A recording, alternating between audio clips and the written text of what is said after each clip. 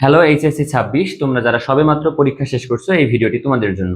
আমি আমরা হচ্ছে যে ঢাকা বিশ্ববিদ্যালয়ে যারা ভর্তি ইচ্ছু আছো তোমাদের জন্য বায়োলজিতে 2024-25 সেশনে কোন কোশ্চিন গুলো এসেছে আমরা সেই কোশ্চিন গুলো পর্যায়ক্রমে দেখে নিব। চলো আমরা তাহলে স্লাইডে চলে যাই। ওকে, দেখো প্রথম যে কোশ্চিনটা আছে, প্রথম কোশ্চিনটা হচ্ছে 2024-25 কত বললাম ভাইয়া বলো দেখি। 2024-25 সেশন, 2024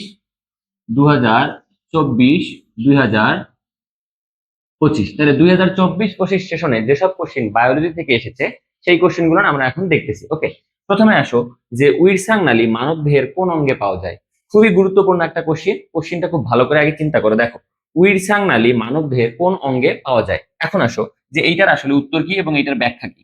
আমরা এই কোশ্চিন গুলো কিভাবে সলভ করবো দেখো ভাইয়া। এই কোশ্চিন গুলো আমরা যেটা উত্তর সেটা তো অবশ্যই সলভ করব, এবং পাশাপাশি বাকিগুলো নয় কেন বা বাকিগুলো থেকে কি ধরনের কোশ্চিন আসতে পারে সেটাও সলভ করবো। ওকে, দেখো উইরসাং নালী মানব দেহের কোন অঙ্গে পাওয়া যায়, কোশ্চেন হচ্ছে এটা। এখন আসো এই উইরসাং নালী অ্যাকচুয়ালি কোথায় পাওয়া যায়, তোমরা সবাই জানো যে এই উইরসাং নালী কোথায় পাওয়া যায় বলো দেখি ভাইয়া।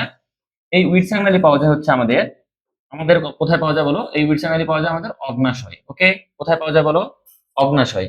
ক্লিয়ার?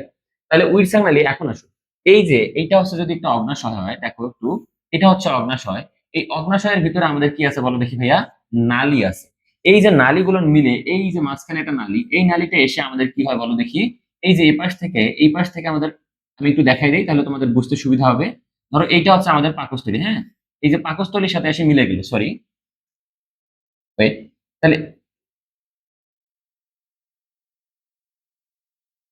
দেখো এইটা হচ্ছে আমাদের পাকস্থলী। যদি আমি চিন্তা করি, দেখো পাকস্থলীতে আমাদের কি মিলে গেল ভাইয়া, অগ্নাশয় যেটা আছে অগ্নাশয়। অ্যাকচুয়ালি তাহলে এই যে উইরসাং নালী যে আছে, এই উইরসাং নালীটা অগ্নাশয় থেকে বের হয়ে আমাদের এইটা ক্ষুদ্রান্তের অংশ যার নাম হচ্ছে ডিওডেনাম, কোথায় ভাইয়া, ডিওডেনামে প্রবেশ করে। কোথায় প্রবেশ করে, ডিওডেনামে।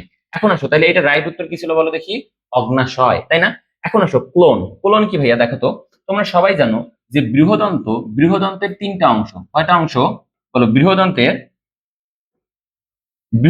তিনটা অংশ, একটা হচ্ছে সিকাম, একটা হচ্ছে সিকাম সিকাম একটা হচ্ছে কোলন, আর একটা হচ্ছে মলাশয়। কি বললাম ভাইয়া বলো, একটা হচ্ছে সিকাম, একটা হচ্ছে কোলন এবং একটা হচ্ছে মলাশয়। কিভাবে মনে রাখবা তোমরা দেখো, যেহেতু এখন তোমরা অ্যাডমিশন টেস্টে চলে আসছো, এখন তোমাদের মনে রাখাটা কত সহজে মনে রাখা যায় এইটা একটু ভালো করে দেখতে হবে। দেখো এইটা মনে রাখা যায়, দেখো এই যে সিকাম, সিকামের দন্ত স থেকে সিকাম, অ থেকে কোলন, ম থেকে মলাশয়। তাহলে দেখো যে আমাদের এখান থেকে মনে রাখতেছি সিকাম কোলন মলাশয়, ওখান থেকে আবার আমরা মনে রাখতে পারতেছি। তারপরে হচ্ছে যকৃৎ, তোমরা জানো যকৃৎ হচ্ছে মানব দেহের সব থেকে বড় গ্রন্থি, সব থেকে বড় গ্রন্থি। যকৃৎ হচ্ছে মানব দেহের সব থেকে বড় গ্রন্থি। তারপর আসো যে ফুসফুস, তোমরা জানো আমাদের শ্বসন অঙ্গ যে আছে, এই শ্বসন অঙ্গের নাম হচ্ছে আমাদের ফুসফুস। তাহলে দেখো একটা প্রশ্ন যখন তোমরা পড়বা, এই প্রশ্নটা যখন তোমরা ইন ডিটেলস পড়াশোনা করবা একদম ডেপথ থেকে, তখন কিন্তু তোমরা বুঝে যাবা যে অ্যাকচুয়ালি কোশ্চিনটা কিভাবে হয়। দেখো এবছর যেহেতু ধরো 2024-25 সেশনে যেহেতু কোশ্চিনটা আসছে উইরসাং নালী মানব দেহের কোন অঙ্গে পাওয়া যায়, যেহেতু অগ্নাশয়, ঠিক তার পরবর্তী বছরে যে যকৃৎ থেকে কোশ্চিন আসবে না তোমরা এটা বলতে পারো না। সো এই কারণে আমরা যখন এরকম অপশন পাবো, প্রত্যেকটা অপশন খুব ভালোভাবে টেস্ট করে নেব, যেন আমাদের পরবর্তীতে কোশ্চিন আসলে আমরা সেখান থেকে সুন্দরভাবে অ্যান্সার করতে পারি। ওকে, তাহলে আসো আমাদের পরবর্তী স্লাইডে চলে আসি। পরবর্তী যে কোশ্চিন, 2 নম্বর কোশ্চিন, দেখো একটা মুখস্থ কোশ্চিন নেওয়া হয়েছে এখানে, যে বাংলাদেশের কোন জিএমও ফসলটি সরকার অনুমোদন দিয়েছে। ভালো করে একবার দেখে নাও যে বাংলাদেশের কোন জিএমও ফসলটি সরকার অনুমোদন দিয়েছে। দেখো এইটা রাইট উত্তর হচ্ছে ভাইয়া, এইটা রাইট উত্তর হচ্ছে, দেখো এটা রাইট উত্তর হচ্ছে আমাদের বিটি ব্রিঞ্জাল। কি বলো দেখি ভাইয়া, বিটি ব্রিঞ্জাল। কথা হচ্ছে বিটি ব্রিঞ্জাল বলতে কি, এই বিটি ব্রিঞ্জাল যে বেগুনটা আছে বা এই ফসলটা আছে, এই সরকার প্রথম অনুমোদন দিয়েছে। এটা একটু কষ্ট করে মাথায় রাখতে হবে, এগুলোর মুখস্থ বিদ্যা, এখানে তো ওভাবে বোঝানোর কিছু নেই। সরকার অনুমোদন দিছে, সো এটা মুখস্থ। যদি এরকম হইতো যে হ্যাঁ এখানে বোঝার আছে তাহলে আমি বোঝাই দিতাম। তাহলে চলো আমরা পরবর্তী স্লাইডে আসি। পরবর্তী স্লাইডে কি আছে দেখো, যে কোন ধরনের প্রাণীর জীবন চক্রে প্রতীপ রূপান্তর দেখা যায়। কোশ্চিনটা একটু ভালো করে দেখো, কোন ধরনের প্রাণীর জীবনে প্রতীপ রূপান্তর দেখা যায়। তোমরা হয়তো অনেকেই চিন্তা করতেছো যে প্রতীপ রূপান্তরটা আসলে কি। প্রতীপ রূপান্তরটা যদি একটু বলি আমি তোমাদেরকে, দেখো ধরো এখন একটা জিনিস চিন্তা করো, তোমাদের অনেক বন্ধু বান্ধব আছে, একটা সময় অনেক ভালো স্টুডেন্ট ছিল, কিন্তু একটা কিছুদিন পার হয়ে দেখা গেছে যে কি ওই বন্ধু বান্ধবটা আর ভালো স্টুডেন্ট নাই। দেখা গেছে যে অনেক বাজে সঙ্গ বা অনেক বাজে বাজে জায়গায় মিশে মিশে ছেলেটা খারাপ হয়ে গেছে। তাহলে আমরা কি বলি যে ছেলেটা নষ্ট হয়ে গেছে, তাই না? তাহলে ছেলেটা নষ্ট হয়ে গেছে কেমনে বলি, যে ও আগেই ভালো ছিল এখন আবার নষ্ট হয়ে গেছে, তাহলে বলি যে দিন দিন তার কি হয়, ডিমোশন হয়, এটা বলি না। সো এই প্রতীক রূপান্তরের ব্যাখ্যাটা ওই ডিমোশনের সাথে মিলিত। কেমন ভাবে দেখো, যদি কোনো পর্বের প্রাণী উন্নত বৈশিষ্ট্য ছেড়ে উন্নত বৈশিষ্ট্য হারিয়ে অনুন্নত বৈশিষ্ট্যে রূপান্তর হয় বা অনন্য বৈশিষ্ট্য লাভ করে, তখন তাকে বলা হচ্ছে প্রতীক রূপান্তর। আই হোপ তোমরা এটা বুঝতে পারছো। তাহলে প্রতীক রূপান্তর কি বলো দেখি ভাইয়া, যে উন্নত বৈশিষ্ট্য, কি বললাম, উন্নত উন্নত বৈশিষ্ট্য, বৈশিষ্ট্য এটা হচ্ছে হারায় হারায় ফেলবে, হারায় ফেলে কি হবে, অনুন্নত, অ সরি, হারায় হচ্ছে কি বলো,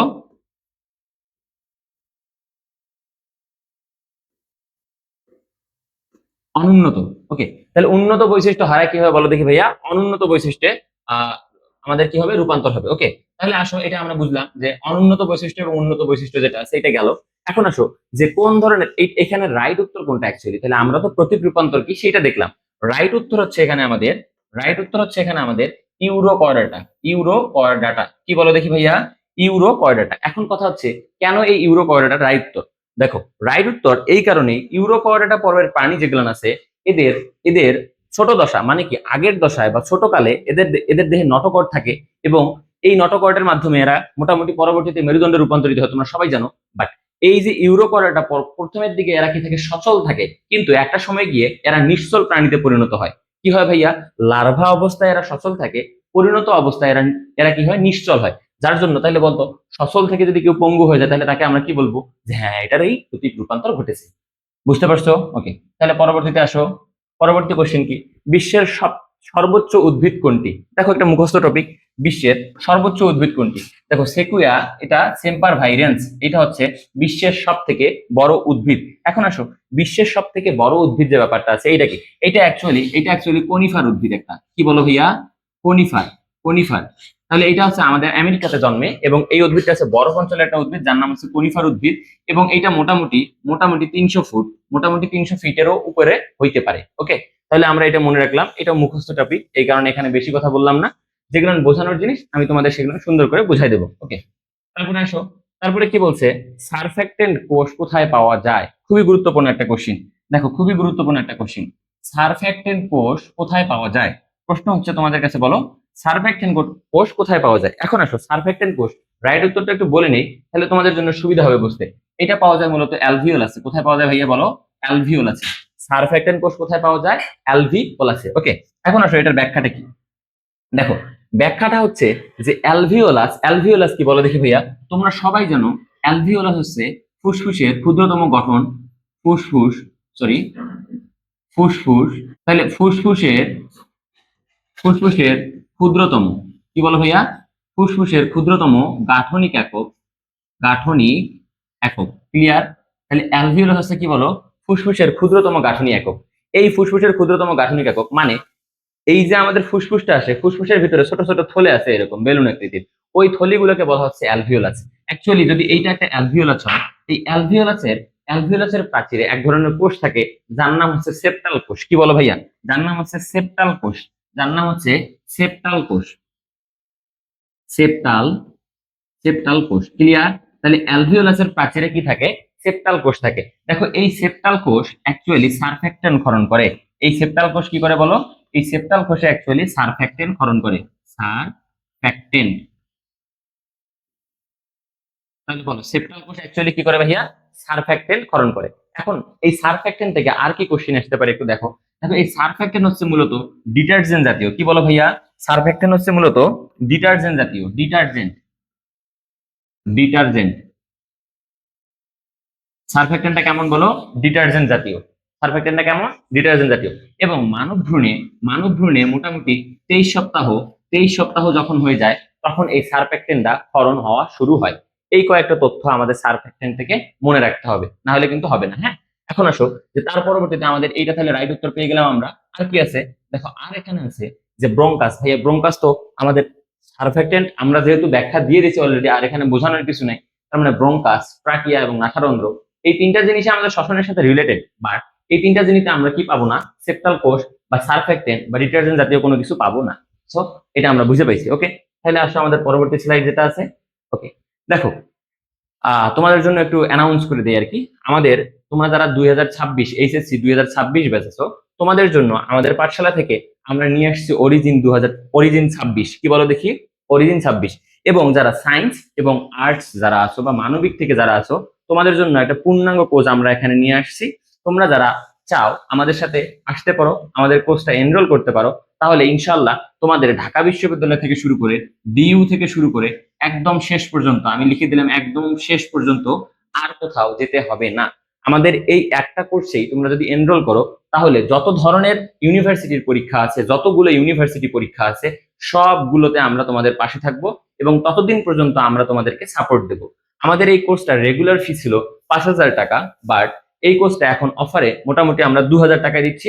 বেশি দেরি করবে না, সবাই এই হোয়াটসঅ্যাপ নাম্বারে কন্ট্যাক্ট করো এবং তাড়াতাড়ি কোর্সে এনরোল করে নাও। ওকে, তোমাদের সাথে দেখা হবে অরিজিন 26-এ। ওকে, তাহলে চলো আমরা তাহলে আমাদের প্রশ্নে আবার ব্যাক করি। দেখো, যে গ্লাইকোলাইসিস প্রক্রিয়ায় একমুখী বিক্রিয়ার সংখ্যা কত? প্রশ্ন হচ্ছে কি বলো দেখি ভাইয়া, গ্লাইকোলাইসিস প্রক্রিয়ায় একমুখী বিক্রিয়ার সংখ্যা কত? তোমাদের মনে কোশ্চেন আসতে পারে যে এইটা আবার কই থেকে আসবে, তাই না?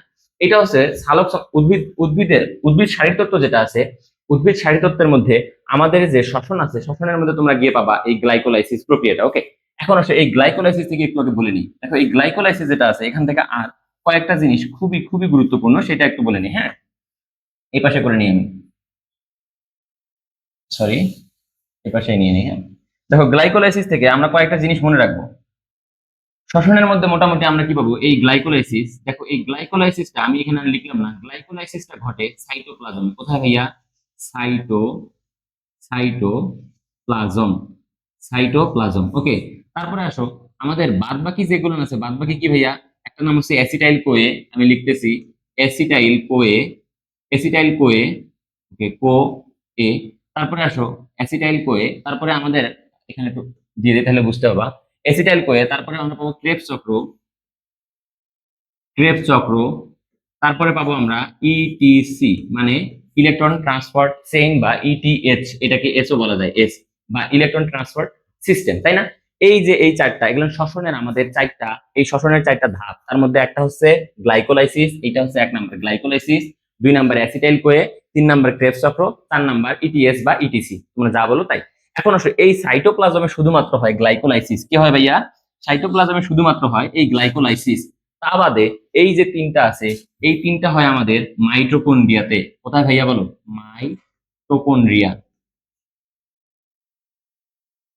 তাহলে কোথায় হয়? মাইটোকন্ড্রিয়া। ঠিক আছে, তাহলে মাইটোকন্ড্রিয়াতে এই তিনটা ধাপ আমাদের ঘটবে মাইটোকন্ড্রিয়া। এটা কিন্তু খুবই ইম্পর্টেন্ট, বারবার বলতেছি, এটা কিন্তু খুবই ইম্পর্টেন্ট, খুবই ইম্পর্টেন্ট। ওকে, খুবই ইম্পর্টেন্ট, মনে রাখতে হবে।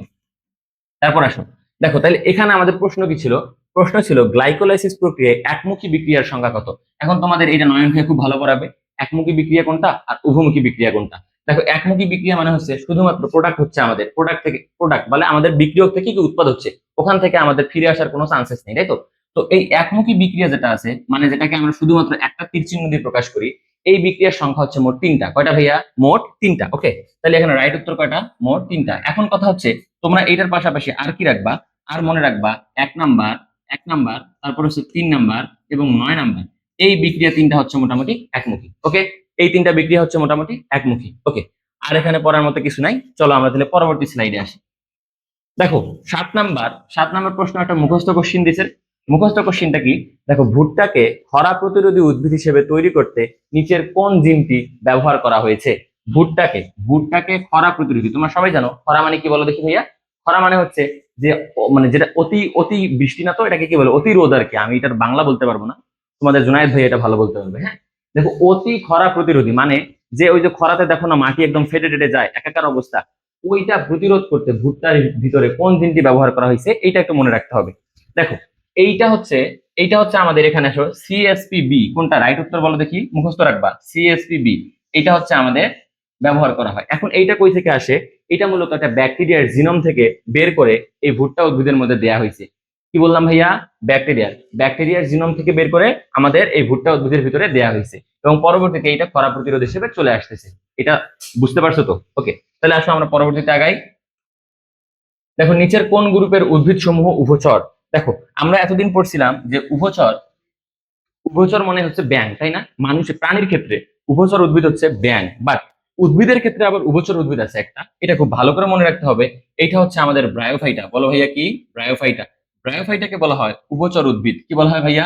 ব্রায়োফাইটাকে উভচর উদ্ভিদ। দেখো ব্রায়োফাইটা, ব্রায়োফাইটা মানে মশ এবং ফার্ন, আর জিমনোস্পার্ম আর অ্যানজিওস্পার্ম। দেখো একটা হচ্ছে নগ্নবীজি, একটা হচ্ছে আবৃতবীজি, এগুলো হচ্ছে উন্নত উদ্ভিদ, এদের ক্ষেত্রে এগুলো আসবে না। সো এখানে রাইট উত্তর হচ্ছে আমাদের ব্রায়োফাইটা। কি বলো? ব্রায়োফাইটা। ওকে, তাহলে আসো পরবর্তীতে আমরা আসি। 9 নাম্বার কোশ্চেন একটা দেখো, খুব সুন্দর একটা কোশ্চেন। আমাদের 11 নম্বর অধ্যায় জুওলজি মানে জীববিজ্ঞান দ্বিতীয় পত্রের 11 নম্বর অধ্যায় থেকে নেওয়া হয়েছে। বর্ণান্ধ পুরুষ ও স্বাভাবিক মহিলার মধ্যে বিয়ে হলে তাদের সন্তান কেমন হবে? তাহলে বলো দেখি কি বললাম?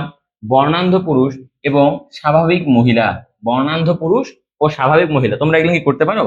তারপর একটু দেখাই দিই, দেখো একটু চেকার বোর্ডটা দেখাই দিই। দেখো ধরো আমি বর্ণান্ধ পুরুষের ক্ষেত্রে আমি ধরে নিছি এক্স, এক্স সি ওয়াই, এবং কি বলছে? স্বাভাবিক মহিলা। এবং স্বাভাবিক মহিলার ক্রস আমি করব। স্বাভাবিক মহিলার ক্রস আমি কি করব বলো দেখি ভাইয়া? যে স্বাভাবিক মহিলা হচ্ছে এক্স এক্স। তোমরা জানো পুরুষের ক্ষেত্রে পাওয়া যায় এক্স ওয়াই এবং মহিলার ক্ষেত্রে পাওয়া যায় এক্স এক্স। এখন এই দুইটার আমরা এটা একটু সুন্দর করে নিই, তাহলে তোমাদের বুঝতে সুবিধা হবে। এটা হচ্ছে ক্রস, হ্যাঁ, এটা আগে ক্লিন করে নিই। এটা হচ্ছে, সরি, এটা হচ্ছে ক্রস। তাহলে দেখো এটা হচ্ছে পুরুষ, আমি আরো আরো ভালো করে বোঝাই দেই। এটা হচ্ছে পুরুষ এবং এটা হচ্ছে মহিলা। দেখো তাহলে এই যে একটা নিলাম আমি বর্ণান্ধ পুরুষ আর একটা নিলাম স্বাভাবিক মহিলা, এদের মধ্যে যদি ক্রস করাও তাহলে কি হবে? দেখো এখান থেকে যদি তুমি গ্যামেট বের করো, গ্যামেট বের করলে তুমি পাবা এক্স সি, পাবা হচ্ছে ওয়াই। তারপরে আসো, সরি আমি ওই কালার দিয়ে লিখি তাহলে তোমাদের বুঝতে সুবিধা হবে। দেখো এটা হচ্ছে পাবা এক্স সি একটা গ্যামেট, পাবা ওয়াই একটা গ্যামেট। আবার আসো, তুমি এখান থেকে আবার কি পাবা? দেখো যে মহিলার ক্ষেত্রে তুমি গ্যামেট কি কি পাবা? দেখো একটা পাবা এক্স, আবার একটা পাবা এক্স। তাহলে কয়টা গ্যামেট পাইছো বলো দেখি? মোট 4টা গ্যামেট পাইছি আমরা। ওকে, এখন এই গ্যামেট 4টার আমরা যদি দেখি একটু কিভাবে করা যায়। ওকে, আমরা এটা নিয়ে আসি। দেখো এই যে এক্স সি এবং এক্স, তারপরে আসো এই যে এক্স সি এবং এক্স, এখানে আসো এক্স সি শুধু ওয়াই, আর এখানে শুধু ওয়াই শুধু ওয়াই। তাহলে আমি কি পাই এখান থেকে? দেখো তো আমি এখান থেকে কি পাচ্ছি একটু ভালো করে দেখো সবাই। যেটা প্রথমটা যেটা সেটা হচ্ছে আমি কি পাবো? এক্স সি এক্স, তারপর এটা কি পাবো? সেম এক্স সি এক্স, পরেরটা কি পাবো? এক্স ওয়াই, তারপর এটা পাবো আমি এক্স ওয়াই। তাহলে আমরা মোটামুটি এই 4টা আমরা সন্তান পাইলাম। তাইলে এখন দেখো তো, যদি আমি বললাম তোমাদেরকে এখানে কি বলছে? বর্ণান্ধ পুরুষ আর বলছে স্বাভাবিক মহিলা। বর্ণান্ধ পুরুষ বলতে আমি এই সিটাকে আমি বর্ণান্ধ হিসেবে ধরে নিছি, ব্যাপারটা বুঝো? মানে এক্স সি ওয়াই, এবং স্বাভাবিক মহিলাকে ধরে নিছি এক্স এক্স, তাই না? তাহলে এখন যদি এখানে আসো, দেখো তো X C X, X C X, যদি একটু দেখো ভালো করে চিন্তা করো, এইটা এক্স এক্স কার বৈশিষ্ট্য বলো তো দেখি? মহিলার। মহিলার ক্ষেত্রে এই দুইটা যদি এক্স সি হয়, যদি এক্স সি যদি দুইটা হয়, তখন সেটা বর্ণান্ধ, নতুবা সেটা হচ্ছে শুধু বাহক। কি বলো দেখি? তাহলে এদের ক্ষেত্রে এটাকে আমি বলবো বাহক। কি বলবো ভাইয়া? বাহক, নট আক্রান্ত। ভালো করে বলছো, নট আক্রান্ত। বাট এই দুটা কি ভাইয়া? একদম স্বাভাবিক, একদম স্বাভাবিক, একদম স্বাভাবিক। তাহলে দেখো যে বাহক যেটা, বাহক আর আক্রান্ত কিন্তু এক জিনিস না। যদি এক্স এক্স হয়, এক্স এক্স হচ্ছে মহিলার ক্রোমোজোম নাম্বার, সো সেইখানে কিন্তু অবশ্যই এই এক্সি এক্সি কন্ডিশন আসতে হবে, তখনই সেটা আক্রান্ত হবে, নতুবা সেটা বাহক। বাহক মানে আক্রান্ত না। সো এইখানে দেখো তো, যদি আমি সন্তান হিসাব করি মোট 100%, তাহলে 100%ই আমার সন্তান কি হয়েছে ভাইয়া? স্বাভাবিক হয়েছে কিনা? তাহলে দেখো এখানে পুত্র ও কন্যা উভয় স্বাভাবিক দৃষ্টি সম্পন্ন। উত্তর পাইছো? দেখো পুত্র ও কন্যা উভয় স্বাভাবিক দৃষ্টি সম্পন্ন। তোমাদের জন্য টাস্ক, তোমাদের জন্য এইচডব্লিউ বা হোমওয়ার্ক ধরো নেক্সট তোমরা কি করে রাখবা? এখানে পড়ছো বর্ণান্ধ পুরুষ এবং স্বাভাবিক মহিলা। এখন তোমরা করবা বর্ণান্ধ বর্ণান্ধ পুরুষ বর্ণান্ধ পুরুষ ক্রস বাহক মহিলা। কি বললাম? বাহক মহিলা। আরেকটা করবা যে স্বাভাবিক পুরুষ ক্রস, এটা আমি দিলাম আক্রান্ত মহিলা। আক্রান্ত মহিলা, মহিলা। তাহলে এই দুইটা হচ্ছে তোমাদের হোমওয়ার্ক। ক্লিয়ার? এই দুটো হচ্ছে হোমওয়ার্ক, দেখবা এখান থেকে একটা তোমরা কমন পেতে পারো। ওকে, তাহলে দেখো আমরা এটা কি বুঝতে পারছি তো? তাহলে আমাদের কন্ডিশন ছিল কি বলো দেখি ভাইয়া? কন্ডিশন ছিল আমাদের যে পুরুষের ক্ষেত্রে যদি একটা মাত্র এক্স ওয়াই, এইখানের মধ্যে পুরুষের ক্ষেত্রে যদি এক্স, আমরা এগুলো এক্স লিঙ্ক ডিসঅর্ডার পড়তেছি, একটা বোঝো আগে ভালো করে, এক্স লিঙ্ক ডিসঅর্ডার। পুরুষের ক্ষেত্রে যদি আমরা এই এক্স এর মধ্যেই ঝামেলা পাই তাহলে ওটা বর্ণান্ধ, কোনো কথা নাই। আর মহিলার ক্ষেত্রে যদি আমরা একটাতে পাই তখন সেটা বাহক, দুইটাতে পেলে বর্ণান্ধ। এই জিনিসটা মাথায় ঢোকায় নাও তাহলে হবে। যারা এই জিনিসগুলো বোঝো না, তোমাদের জন্য স্বাগতম। আগে বলে রাখছি, তোমরা অরিজিন 26-এ চলে আসো, সেখানে আমি একদম পূর্ণাঙ্গ ধরে ধরে কেমনে পড়তে হয়, কিভাবে করতে হয় সব শেখাবো। ওকে, তাহলে চলো আমাদের নেক্সট যে কোশ্চেনটা সেখানে চলে আসি। ওকে, দেখো গাঠনিক জিন, প্রোমোটার জিন, কি বলছে অপারেটর জিন এবং রেগুলেটর জিনকে একত্রে কি বলে? মনে রাখবা ভালো করে, ব্যাকটেরিয়ার ক্ষেত্রে এই গাঠনিক জিন, প্রোমোটার জিন, অপারেটর জিন এবং রেগুলেটর জিন এই তিনটাকে একসাথে অপেরন বলা হয়। এই তিনটাকে একসাথে কি বলা হয় ভাইয়া? অপেরন বলা হয়। ক্লিয়ার? তাহলে এটা ভালো করে মাথায় রাখতে হবে, অপেরন। তারপরে আসো, এখানে আরো কয়েকটা জিনিস আছে। তোমাদেরকে বলছিলাম বায়োলজি পড়তে গেলে প্রত্যেকটা টপিক, প্রত্যেকটা জিনিস ভালো করে পড়তে হবে। পাশাপাশি আমি বলছিলাম প্রত্যেকটা অপশন খুব সূক্ষ্মভাবে বিশ্লেষণ করতে হবে, তাহলেই তুমি অ্যাকচুয়াল বায়োলজির মজাটা পাবা। দেখো এখানে বলছে মিউটন, কিন্তু তোমার তো উত্তর এটা না, তাই না? এই যে মিউটন কথাটা যে বলছে, মিউটন কথাটা কই থেকে আসছে? মনে রাখবা এই মিউটন হচ্ছে জিন মিউটেশনের একক। কি বললাম ভাইয়া? জিন মিউটেশনের একক, মিউটেশনের একক। ক্লিয়ার? তারপরে আসো লিঙ্ক, জিঙ্কি, ওই যে সেক্স লিঙ্ক বললাম যে, তার মানে এক্স এক্স একটা সেক্স লিঙ্ক, তারপরে এক্স ওয়াই একটা সেক্স লিঙ্ক। ওকে, তারপরে অপহরণ আমি বললাম। এখন আসলে লিথাল জিন। তোমরা জানো এই জিন তত্ত্ব বিবর্তন অধ্যায়ের মধ্যে একটা লিথাল জিন পাবা। লিথাল জিন বা এটার আরেকটা নাম হচ্ছে মারণ জিন। কি বলবো? মারণ জিন। মারণ জিনের অনুপাতটা মনে রাখবা, 2:1। এই মারণ জিন মানে কি? তোমরা জানো ইঁদুরের ক্ষেত্রে এইটা দেখা যায় যে হলুদ বর্ণের ইঁদুর কখনো পৃথিবীতে দেখা যায় না। কারণ কি? হলুদ বর্ণের ইঁদুর কি হয়? প্রাথমিক অবস্থায় মারা যায়। মানে তোমরা যদি দেখো বইয়ের মধ্যে দেখবা যে ওয়াই ওয়াই, এই অবস্থায় ইঁদুর পৃথিবীতে বেঁচে থাকে না, তাই না? এই অবস্থায় ইঁদুর পৃথিবীতে বেঁচে থাকে না। ওকে, তাহলে আসো আমাদের পরবর্তী স্লাইডে। দেখো কোনটি রুই মাছের বায়ুথলির সাথে সম্পর্কিত নয়? দেখো এইটা কোশ্চেন কই থেকে নিয়েছে তোমরা সবাই জানতেছো, প্রাণীর পরিচিতি অধ্যায়ের 3 নম্বর পার্ট যে রুই মাছ আছে সেই রুই মাছ থেকে। তাহলে রুই মাছের বায়ুথলির সাথে সম্পর্কযুক্ত নয় কোনটি? দেখো ওভেরিয়ান ওসিকল এটা আছে, নিউম্যাটিক নালী এটাও আছে, রেটিয়া মিরেবিলিয়া এটাও আছে। তার মানে এই তিনটা যদি থাকে তাহলে নাই কোনটা ভাইয়া? নাই হচ্ছে আমাদের এই পার্শ্বরেখা। নাই কোনটা বলো? পার্শ্বরেখা নালী। এইটা আমাদের রুই মাছে দেখা যায় না, রুই মাছে দেখা যায় না। ওকে ফাইন, তাহলে চলো আমাদের নেক্সট কোশ্চিন। দেখো সর্বমুখ পরাগধানী যে পরিবারে দেখা যায়। সর্বমুখ কোন অধ্যায় কোশ্চিন? দেখো কোশ্চিন দেখে বলে দিবা কোন অধ্যায়। এটা হচ্ছে বায়োলজি 7th অধ্যায়, ফার্স্ট পেপার 7th অধ্যায়। মানে কি? নগ্নবীজি ও আবৃতি বিজয় থেকে কোশ্চিনটা নেওয়া। এখন আসো যে এই যে এখানের মধ্যে অপশন কি বলছে, দেখো উত্তর প্রশ্ন কি বলছে? সর্বমুখ পরাগধানী দেখা যায় কোথায়? সর্বমুখ, সর্বমুখ মনে রাখবা দুইটা গোত্র আছে, একটা হচ্ছে পোয়েসি গোত্র, একটা হচ্ছে মালবেসি গোত্র। কি কি বললাম? পোয়াসি গোত্র আর একটা হচ্ছে মালবেসি। এই পোয়াসি গোত্রের আরেকটা নাম হচ্ছে ঘাস গোত্র। কি বলো দেখি ভাইয়া? পোয়াসি গোত্রের আরেকটা নাম হচ্ছে ঘাস গোত্র। মনে রাখবা এই ঘাস গোত্রের যত সকল উদ্ভিদ আছে সব উদ্ভিদের মধ্যে আমরা কি পাবো? সব উদ্ভিদের মধ্যে আমরা সর্বমুখ পরাগধানী পাবো। কি পাবো ভাইয়া? সর্বমুখ পরাগধানী পাবো, সর্বমুখ পরাগধানী পাবো। ওকে, তাহলে আমাদের এখানে শেষ। তারপরে আসো, দেখো নিচের কোনটি অমেরুদণ্ডী প্রাণীর রেচন অঙ্গ নয়? দেখো খুব ভালো একটা কোশ্চিন। এই কোশ্চিন গুলো আমি ঢাকা বিশ্ববিদ্যালয়ের কোশ্চিনটাকে আমি স্ট্যান্ডার্ড বলি কিসের জন্য? এদের কোশ্চিন প্যাটার্নটা এত সুন্দর, দেখবে যে প্রত্যেকটা জিনিস খুব সুন্দর করে এরা টাচ করে। দেখো এইখানের মধ্যে স্টুডেন্টরা ভুল করবে কেমনে? নিচের কোনটি অমেরুদণ্ডী প্রাণীর রেচন অঙ্গ নয়? প্রথমে বোঝো, আমাদের মোট এটা প্রশ্ন নেওয়া হচ্ছে কই থেকে জানো? প্রথম অধ্যায় যে আছে আমাদের প্রাণীর বিভিন্নতা ও শ্রেণীবিন্যাস, সেখান থেকে। এখন আসো যে এইখানে অ্যাকচুয়ালি খেলাটা কই খেলছে এরা, এই খেলাটা আমরা ধরি। নিচের কোনটি অমেরুদণ্ডী প্রাণী রেশন অঙ্গ নাই? এখন আসো রেশন অঙ্গ মানে কি ভাইয়া? রেশন বজ্র যে দিক দিয়ে বের করে দিবে সেইটাই, তাই তো? এখন আসো দেখো তো, যে প্রথমে আছে মালপিজিয়ান নালিকা। তোমরা সবাই জানো এই মালপিজিয়ান নালিকা কোথায় পাওয়া যায়? আর্থ্রোপোডা। কোথায়? সরি, তাহলে আর্থ্রোপোডা পর্বের প্রাণীর মধ্যে আমাদের এই মালপিজিয়ান নালিকাটা পাওয়া যায়। আর্থ্রোপোডা পর্বের প্রাণীর মধ্যে আমাদের কি পাওয়া যায় বলো দেখি ভাইয়া? মালপিজিয়ান নালিকা। তার মানে আর্থ্রোপোডা পর্বের প্রাণীর রেশন অঙ্গের নাম হচ্ছে মালপিজিয়ান নালিকা। ওকে, তারপরে আসো যে এই যে ইউরেট কোষ আছে না, এই ইউরেট কোষও সেম কথা, ইউরেট কোষও সেম কথা, বাট নেফ্রিডিয়াম। তারপরে আসো নেফ্রিডিয়াম। নেফ্রিডিয়াম কোথায় পাওয়া যায় ভাইয়া? অ্যানিলিড পর্ব যারা আছে, অ্যানিলিড পর্ব যারা আছে, অ্যানিলিডা পর্ব যেগুলো আছে, এই অ্যানিলিডা পর্বের মধ্যে আমাদের পাওয়া যায় নেফ্রিডিয়াম বা নেফ্রিডিয়াম, যেটাই বলো না কেন। এখন তাহলে আসো তো দেখো মালপিজিয়ান বডি, তাহলে আমাদের পড়ে থাকলো কি বলো? Malpighian body. রাইট উত্তর কি বলো? রাইট উত্তর হচ্ছে মালপিজিয়ান বডি। এখন কথা হচ্ছে এইটা কাদের পাওয়া যায়? এইটা পাওয়া যায় করডাটা। করডাটা আরো যদি ভালো করে বলি, করডাটার মধ্যে আমাদের হচ্ছে মানুষ। তো কার মধ্যে পাওয়া যায় ভাইয়া? মানুষের মধ্যে আমাদের পাওয়া যায় মালপিজিয়ান বডি। এখন তোমাদের অনেকের কনফিউশন লাগে এরকম যে ভাইয়া মালপিজিয়ান নালিকা আর মালপিজিয়ান বডির মধ্যে খুব গোলমাল লাগে। এখন তুমি একটা জিনিস চিন্তা করো তো, এই আর্থ্রোপোডা পরের প্রাণীর একটা উদাহরণের নাম হচ্ছে ঘাস ফড়িং। কি ভাইয়া? ঘাস, ঘাস ফড়িং, ঘাস ফড়িং। এখন এসো, ঘাস ফড়িংকে কখনো দেখছো ব্যাগ বস্তা ধরে জিমে যাচ্ছে গিয়ে বডি বিল্ডিং করতেছে?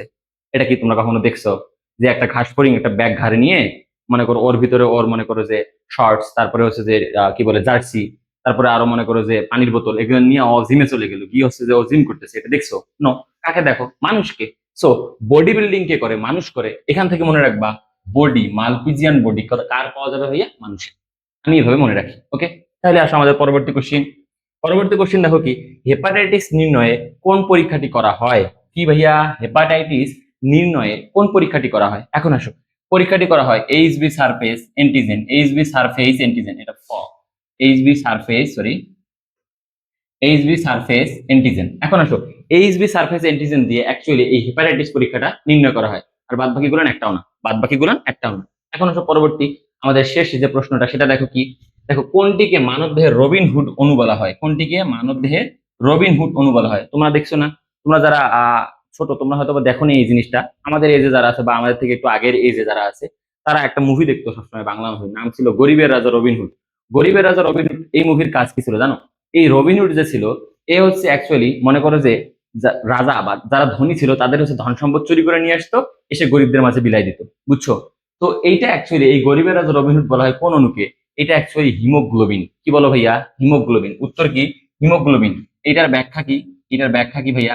হিমোগ্লোবিন, তোমরা জানো এই হিমোগ্লোবিন অণু যেটা আছে, এই হিমোগ্লোবিন অণু একসাথে চারটা অক্সিজেনকে নিয়ে আসে, চারটা অক্সিজেনকে নিয়ে আসে, চারটা অক্সিজেনকে নিয়ে আসে। তাহলে এই যে চারটা অক্সিজেনকে নিয়ে এসে দেহকে সাপ্লাই দিচ্ছে, তার মানে ও কি আমাদের রবিনহুডের মতো কাজ করতেছে। সো এটা দিয়ে মনে রাখবা, গরিবের রাজা রবিনহুড হচ্ছে হিমোগ্লোবিন। কি বলো? তাহলে রবিনহুড অণু বলা হয় কাকে? হিমোগ্লোবিন। তারপরে আসে যে ইনসুলিন, গ্লুকাগন, সিক্রেটিন, এগুলো একটা অণু না, এগুলো হচ্ছে যে গ্লুকাগন আমাদের হরমোন, ইনসুলিন আমাদের হরমোন, সিক্রেটিন আমাদের হরমোন, এগুলো হরমোন সবগুলো। এখন দেখো, এই যে আজকের একটা ক্লাস, তোমার 15টা কোশ্চেন দেখলা, 24-25 সেশনের, তাই না? তো তোমরা যদি এরকম সরি, তোমরা যদি এরকম ক্লাসগুলো দেখতে চাও, ধরো প্রত্যেকটা ইউনিভার্সিটির জন্য আমরা তোমাদের জন্য যদি এরকম ক্লাসগুলো দেই, তাহলে তোমাদের ফ্রিতে অনেক ভালো একটা উপকার হয়ে গেল না? আমরা তারই ধারাবাহিকতায় আমরা রেগুলার এই ক্লাসগুলো দেব। তোমরা অবশ্যই আমাদের চ্যানেলে সাবস্ক্রাইব করে রাখবা, একটা ফলো লাইক দিয়ে রাখবা, তাহলে কি হবে, বা একটা তুমি হচ্ছে যে বেল বেল বাটনে ক্লিক করে রাখবা, তাহলে আমরা যখনই ক্লাসটা দেব তখনই তোমার সামনে যাবে। তুমি সারাদিনে পড়াশোনা করতেছো, ওকে, বাট ধরো ধরো তুমি অন্য কোনো কাজ করতেছো বা শুয়ে আছো বা রেস্ট করতেছো, তখন তুমি যদি এই কোশ্চেন সলভ গুলো দেখো, তাহলে কি হবে বলো দেখি ভাইয়া? যে তোমার আগায় গেল। তো তারই ধারাবাহিকতা কিন্তু আমরা প্রত্যেকটা সাবজেক্টের এরকম পূর্ববর্তী বছরে আসা কোশ্চেন গুলো তোমাদের সামনে নিয়ে আসবো, আলোচনা করব, ব্যাখ্যা দেব। ইনশাল্লাহ তোমাদের অনেক বেশি উপকার হবে। তো সবাই পাশে থাকবা, এবং অবশ্যই অবশ্যই যেটা করবা, আমাদের হচ্ছে চ্যানেলটাকে কি করবা, সাবস্ক্রাইব করবা, আর পাশাপাশি আমাদের অরিজিন 26-এ এনরোল করে আসো, মাত্র 2000 কিন্তু, ওকে? তো দেখা হবে পরের ক্লাসে।